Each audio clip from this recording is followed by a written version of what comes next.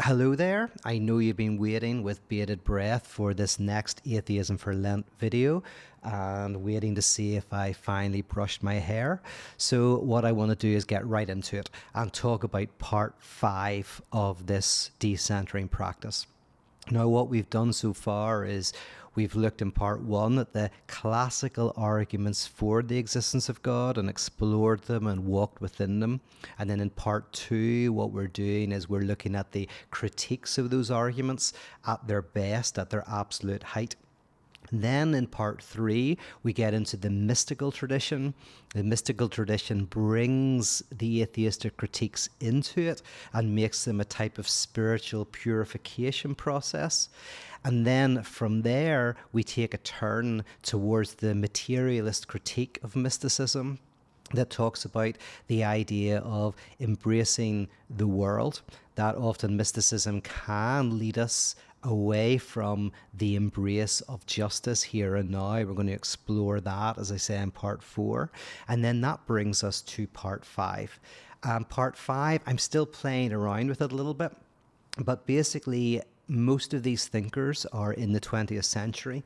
We have people like Simone Weil, we've got Tillich, we've got Barth in there, we have Altizer, and most importantly, perhaps, for at least what I'm trying to do in this part, we have Dietrich Bonhoeffer.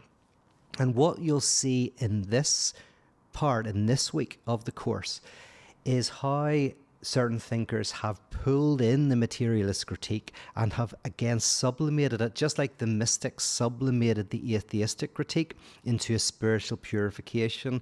We'll see how these existential thinkers in the 20th century fully took up the materialist critique and sublimated it into a type of purification process. And that is most clearly seen in Bonhoeffer's letters and papers from prison. And we'll have some excerpts from that, but also you will be getting all of the excerpts from that book that are relevant to this type of practice and to radical theology. And famously in these excerpts, Bonhoeffer says, to live as though God does not exist is to live fully before God and with God.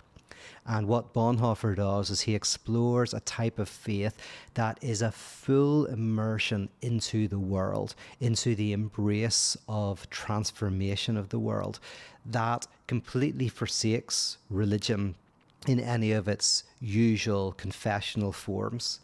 And yet in this rejection, he sees this as a type of expression of the heart of faith. And you have something similar and interesting in Paul Tillich. Say we even have Karl Barth in there. We have Simone Weil. All of these thinkers embrace and understand deeply the immanent materialist, anthropological and sociological critiques of religion. They bring them in and they do something interesting with them. And that's what we're going to be exploring in, say, part 5 of Atheism for Lent. We have 2 more parts to go, which I'll be talking about in the next couple of days. And say, if you're interested, just jump on my website and I would love to have you involved. We're already starting to chat in the WhatsApp group. So things are starting to heat up. All right, take care. Bye-bye.